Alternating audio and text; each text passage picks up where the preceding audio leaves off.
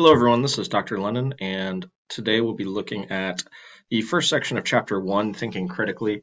So it's really kind of an appeal to the study of logic, or sometimes it's called sentential calculus. So it's looking at when you have a proposition, generally, when does that produce a consequent or have an implication that makes that consequent true? That's kind of what you're trying to figure out. You're looking at implications and lots of other things. But in this specific section, we're going to highlight a lot of the focus of the section is to look at implications that are not true. So there are a variety of ways that people try to make arguments that aren't logically sound. And we'll be looking at those examples and trying to understand why they do appeal to some people and why they are not, in fact, logically valid. Okay, so there's not like a lot of like writing stuff down here. It's just kind of basic reasoning and understanding some of these examples. So we'll go through them, and again, really, it's and we'll look at some of the examples on the first homework from Unit 1A as well. So let's see. It wasn't letting me do the next slide for some reason. Let's try it this way. Yeah, it's better. Okay, so Unit 1A, Living in the Media Age. So logic is the study of methods and principles of reasoning.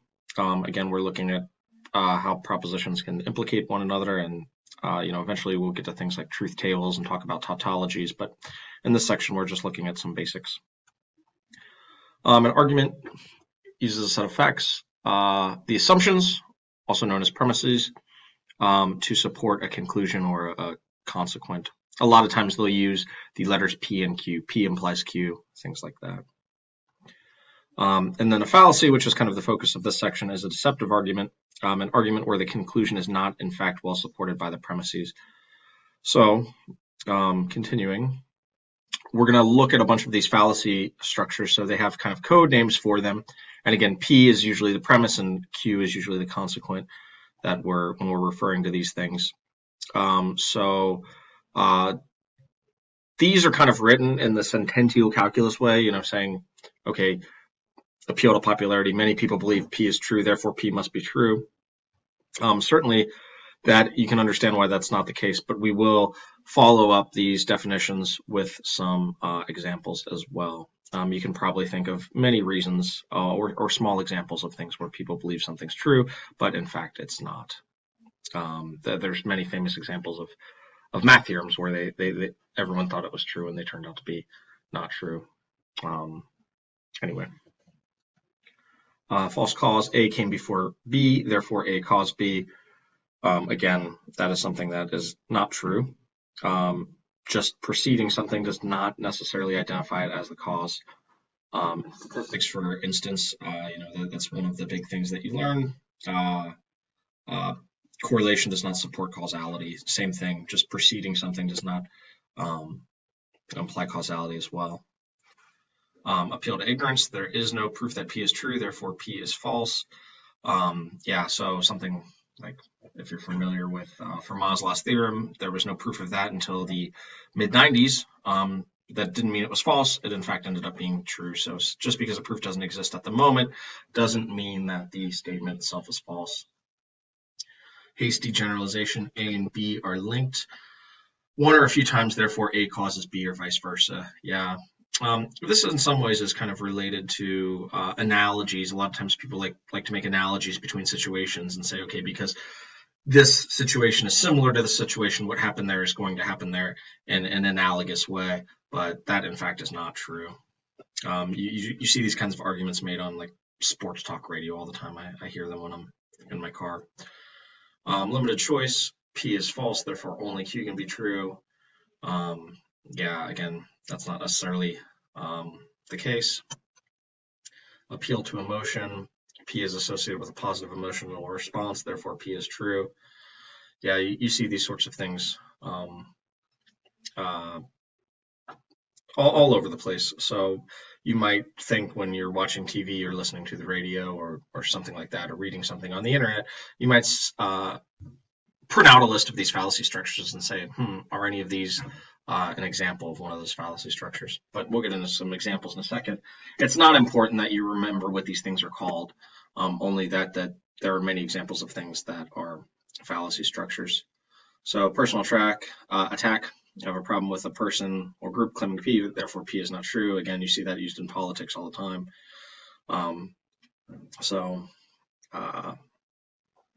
Especially when you have several issues linked that have nothing to do with one another. So you'll see some combination of hasty generalization along with personal attack. Circular reasoning, P is true. You restate P in different words.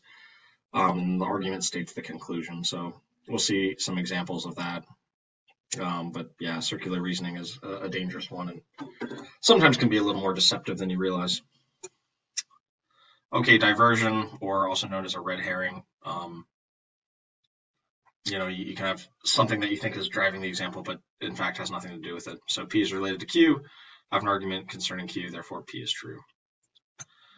Not necessarily the case. Straw man, basically you create a structure of something that you think resembles the thing you're doing, and you prove it false, and then you say the other thing's false. So that's generally what happens. So I have a distorted argument concerning a distorted version of P. That's your straw man of P. Therefore, I hope you're fooled into concluding that I have an argument concerning the real version of P. Okay, so now we'll look at examples of each in terms of like real sentences. So an appeal to popularity. Ford makes the best pickup trucks in the world. More people drive Ford pickups than any other light truck. So just because it's the most popular doesn't mean it's the best, right? You'd have to have some metric like towing capacity, miles per gallon. This is not stated in a clear way, and that's all they're doing is appealing to the fact that it's more popular. So the premise is more people drive the trucks, therefore it's the best truck. Not true, right? It's a fallacy to appeal to the majority. Again, if you actually wanted to say it was the best truck, you would have to have some way to measure it, right? So that's an example of why appeal to popularity might be false. False cause. I placed the quartz crystal on my forehead, and in 5 minutes, my headache was gone. The crystal made my headache go. Well, the things aren't necessarily related. Just because it happened during the same time frame does not make it the cause. So the premise is the crystal happened at this time, and then the false false deduction is that the crystal is the reason that the headache vanished. Yeah, so the premise, placing the crystal on the forehead, and then another premise, 5 minutes later, my headache was gone. Therefore, the conclusion is linking those two premises, which in fact have nothing to do with each other. So the fact that one event came before the other is not evidence that it caused the second event. There's lots of things that came before that probably had nothing to do with it as well. Appeal to ignorance. Scientists have not found any concrete evidence of aliens visiting Earth. Therefore, someone who claims to have seen a UFO must be hallucinating. Well,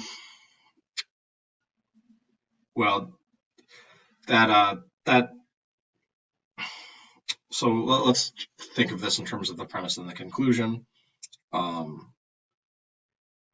So the premise is no one's ever seen an alien or have any evidence of aliens visit Earth. That's the premise. And then because someone claimed they saw a UFO, the conclusion, so that's another premise, they claim to have seen a UFO. The conclusion is that they must be hallucinating. Now, that's false, right? There are plenty of UFOs, unidentified flying objects, that have nothing to do with aliens. So you certainly could have seen a UFO, and it might not have anything to do with aliens. A lot of them, could be some version of a, like a test weather object or just some amateur flying device or a different type of event. So that could be the case there. So premise, no proof of aliens. Conclusions, aliens have not visited Earth. Yeah, that's another way to view this. So let's read the explanation here. A lack of proof of alien visits does not mean that the visits have not occurred. This is called an appeal to ignorance because it uses ignorance, lack of knowledge about the truth, to conclude the opposite. All right, yeah, so we're not thinking about this in terms of like being like a Venn diagram, or you have an event and the complement of the event. It's a little murkier, because just because you haven't found evidence doesn't mean it doesn't exist. There's new evidence of things that we haven't seen before discovered all the time. Hasty generalization. 2 cases of childhood leukemia have occurred along a street where high voltage power lines run. The power lines must be the cause of these illnesses. There's lots of different things. Just because that happened doesn't mean that that is the reason that they both happened.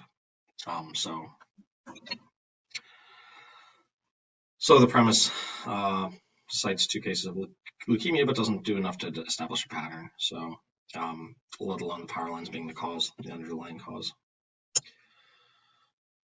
Yep. So again, you have a small number of cases, and there's no sufficient proof that those things are being caused by the same event. Unlimited choice. You don't support the president, so you're not a patriotic American. So yeah. Again. The premise is that you don't support the president. The conclusion, you're not a patriotic American. There's only really 2 options there, right? Supporting the president or not supporting the president.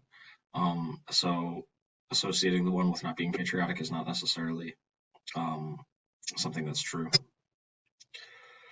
So yeah, it artificially precludes choices that ought to be considered, right? So certainly the fact that you don't support the president does not prove that you're patriotic, nor does the fact that you do support the president. All right, appeal to emotion. In ads from Michelin tires, a picture of a baby is shown with words, "Because so much is riding on your tires." So people generally care about babies or their children or offspring. So, that's an appeal to try to help you believe that it's safer and Michelin tires are a superior product, when that might not be the case whatsoever. The 2 are kind of not related. If there were a metric of safety, that would be a much better way to appeal to a fact that it's a superior product. Yeah, I promise you love your baby. People are emotional about their children. You should buy Michelin tires, right? Clearly, this is like a sales type of technique, but it doesn't appeal to any type of logical argument or deduction. Yep. Again, they're talking about advertising and marketing here, not really anything scientific or logically driven. Okay, personal attack. You should stop drinking because it's hurting your grades, endangering people when you drink and drive, and destroying your relationship with your family.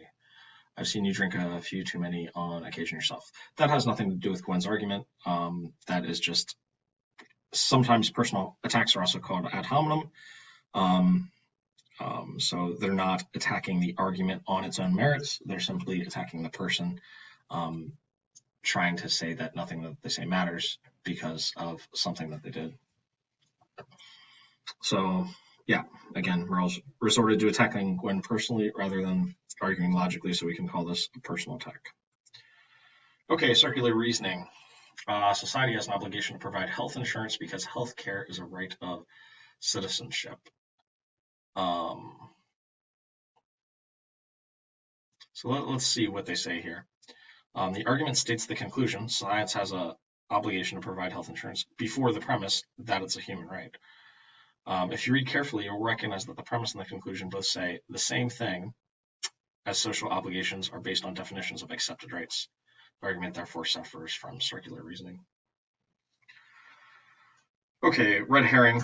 We should not continue to fund cloning research because there are so many ethical issues involved. Decisions are based on ethics, and we cannot afford to have too many ethical loose ends. So the diversion here, let's see. They don't discuss actually what any of the ethical issues are. Just because there's ethical issues is a diversion that you shouldn't fund cloning research, but there are many things that involve ethical issues where they're still funded. So that is a bit of a diversion there, and the specifics are not addressed whatsoever. So yeah, again, it begins with a conclusion. We should not continue to fund cloning research, but the discussion is about ethics, right? So that's the diversion, as we talked about. Straw man. So again, this is when they're trying to create a similar image of somebody that is incorrect, and then therefore saying that the person that they're in fact talking about is doing the same thing. So suppose that the mayor of a large city proposes decriminalizing drug possession in order to reduce overcrowding in jails and save money on enforcement. His challenger in the upcoming election says the mayor doesn't think there's anything wrong with drug use, but I do. So that is a much different opinion than what the mayor is actually stating. They're not talking about specifics of the drug. They're not talking about which drugs. They're not talking about the specifics of the possession. So basically the mayor is saying, let's say that they're a little bit more liberal on policies of drug possession. And he's saying, well, that means that they want to completely decriminalize everything about it, right? That's a much stronger and different position that the mayor is actually proposing, and it's not nuanced. So he's saying if you take that to the nth degree and that's wrong, you cannot change your position whatsoever in that direction. So, yeah. See, the mayor did not say drug use is acceptable. His proposal is designed to solve another problem, but tells us nothing about his general views. That's why it's a straw man. He's basically created a much different argument in a related realm, but is not in fact what the mayor is saying. Okay. So evaluating media information, consider the source. Is the source clear? Does the source have credibility? Okay. Check the date. Again, that relates to false cause and stuff like that. So when the information was written, is it relevant? Is it outdated? Validate accuracy. Can you validate information from other sources? Do you have a good reason to believe it's accurate? Does it contain anything that makes you suspicious? Watch for hidden agendas. Yeah, certainly one thing that a lot of people like to do, if someone's trying to sell you something, clearly they're going to argue that the product is better. If someone wants you to think a certain way, they're going to try to present an argument that's going to make you fall in line with their thinking. So don't miss the big picture. Again, you want to think about whether something makes sense and think about it in another context as well. All right. So a lot of these examples that we're going through, a few more slides. So I was going to look at some of the homework, but we have time to go through these. So let's see, Mars in the night sky. Evaluate the Mars claim from the chapter opener. On August 27th, Mars will look as large and bright as the full moon. Don't miss it because no one alive today will ever see this again. So consider the source. Do we know what the source is here? Yeah, we don't see any source. So we don't know whether this opinion makes any sense. Again, on its face value, it seems very, very illogical because the only two objects that we ever see in the sky that are that big are the moon and the sun. To our naked eye, they're obviously not the same size from a mass perspective. Okay, so yeah, we don't know anything about the source. What about the date? So we've got the specific date of August 27th, but we don't have a year. So there's no way of knowing if that's talking about the current calendar year or some other year, or if it's a million years ago. Hard to say. Validate the accuracy. Yeah, you could look this up at an independent source that you trust.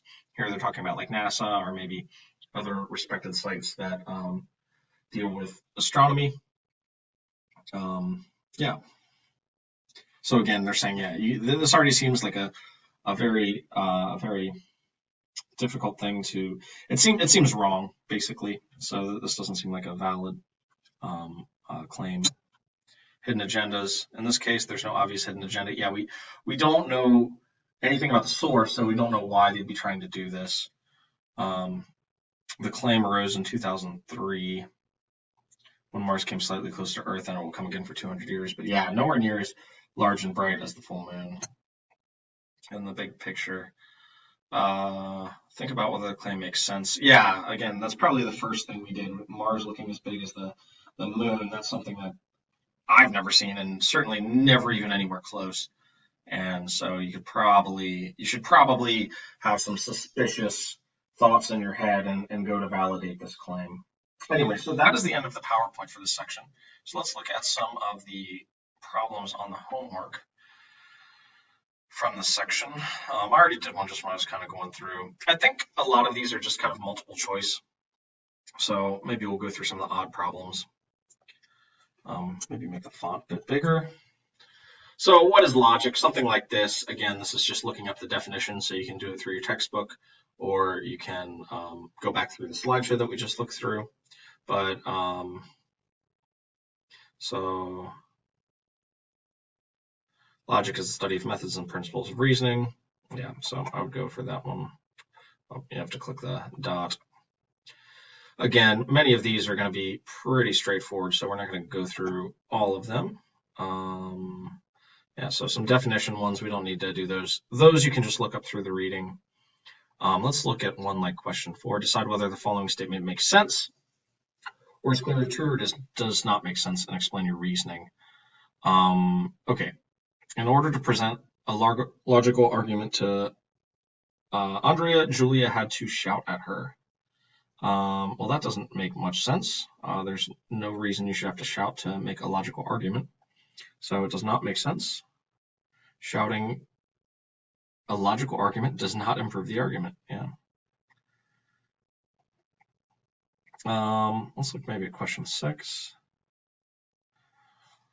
Decide whether the following statement makes sense or does not make sense. Explain your reasoning. I disagree with your conclusion, so your argument must contain a fallacy.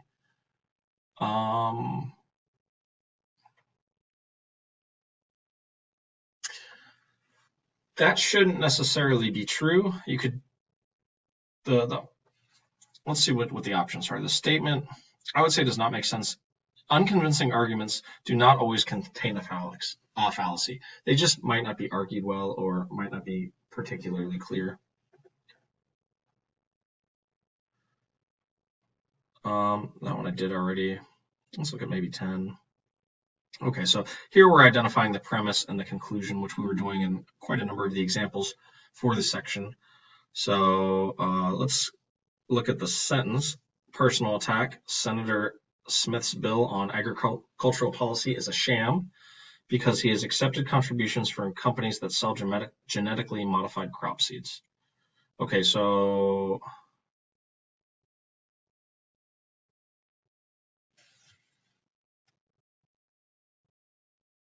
actually, I think here they're stating the conclusion first, that the policy is a sham. That's the conclusion. And the premise is the fact that he's accepted money from these companies. So he's accepted money from the companies, and then the policy being a sham would be the conclusion. So they did it first. Let's look at some of the explanations here. The premise that he accepted money, yeah, okay, it doesn't really state anything other than what we've already said. Oh, so part B, describe how the stated fallacy occurs in the argument. So let's read through. A claim about Senator Smith's personal behavior is used to criticize the bill. The argument attempts to divert attention from the real issue by focusing on another issue. It doesn't do that. The argument is based on a distortion of what Senator Smith said. That's not true either. The argument attempts to evoke an emotional response rather than evidence to support. So I guess it's behavior. Because he accepted the contributions, then that means that the policy is bad. So I'm sure, oftentimes these types of things do influence policy decisions, but there's nothing here about the merit of the policy that says necessarily it is a sham.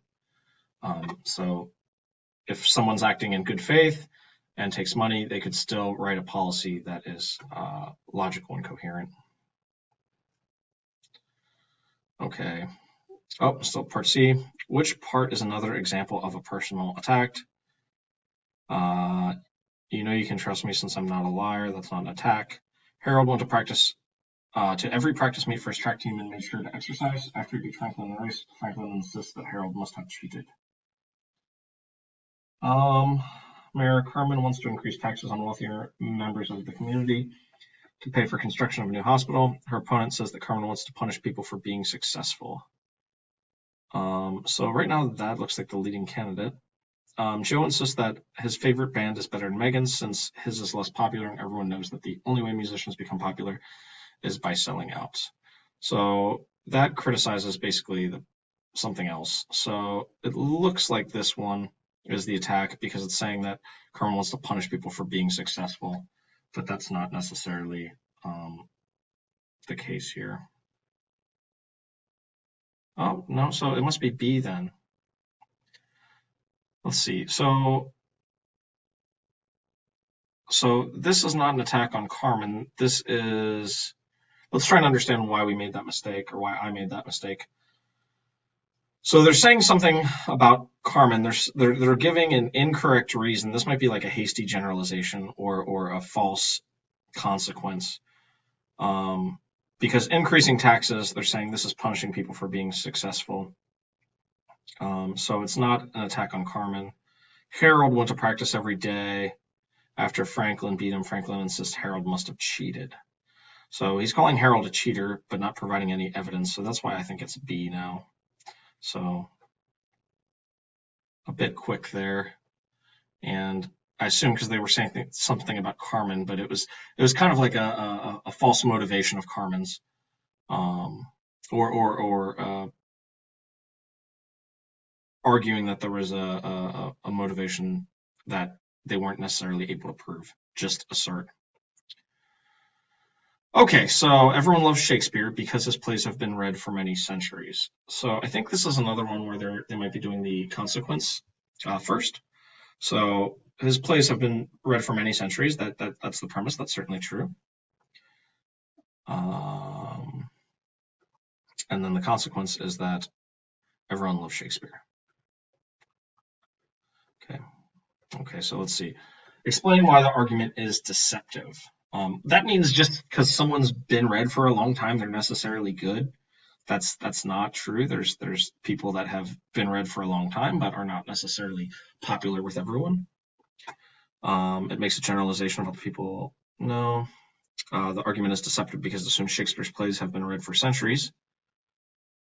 No, that's certainly true. The argument's deceptive because the premise and the conclusion are the same thing. No. The argument's deceptive because it assumes that people reading his evidence are that many people reading Shakespeare's plays is evidence that those people actually like Shakespeare. That seems like the case. What type of fallacy does the argument represent? Again, you may want to go back to the textbook or the PowerPoint to remind yourself about what these are. But you can also click the textbook button here, and a lot of times it'll bring you to the textbook in the appropriate section. I don't think we need to do that necessarily in this case, but I'm just reminding you that that is an available option. So yeah, it's bringing you to 1A and one of the examples on page 5. But we should be able to do this. Appeal to popularity. No, they're not saying a lot of people like it, therefore so-and-so. They're actually saying false cause, because this has been going on for so long that people like it.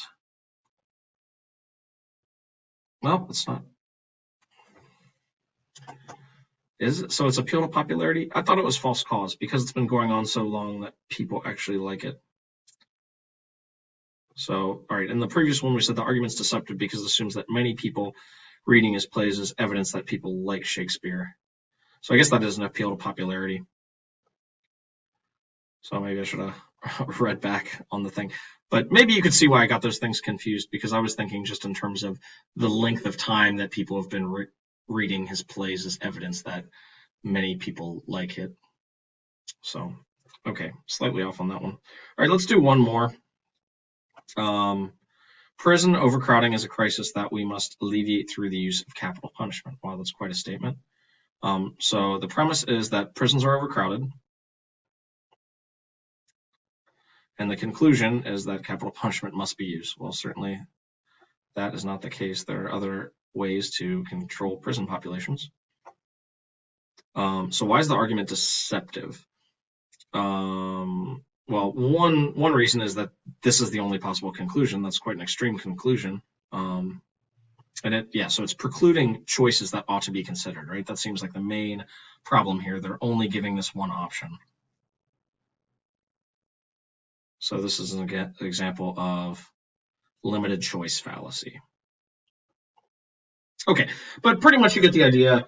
The homework is largely based on completing looking up definitions and identifying definitions of things in the section, and then looking at these examples of